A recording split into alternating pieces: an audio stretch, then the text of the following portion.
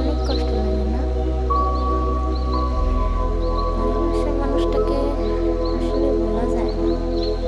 একবার ভালোবাসা হয়ে গেলে সে ভালোবাসাটা ভোলাই যায় না, সম্ভব না যদি মন থেকে হয়।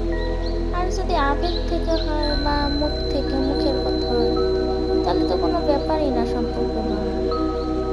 কিন্তু অন্তর থেকে যদি ভালোবাসা হয়, সেটাকে ভোলাই সম্ভব না, কোনো দিনও না। সত্যিকারের ভালোবাসা আসলে জীবনে নষ্ট হয় না। অন্তর থেকে ভালোবাসা যেটা হয়, এটা জীবনও ভাঙতে পারবে না কেউ, জীবনও না।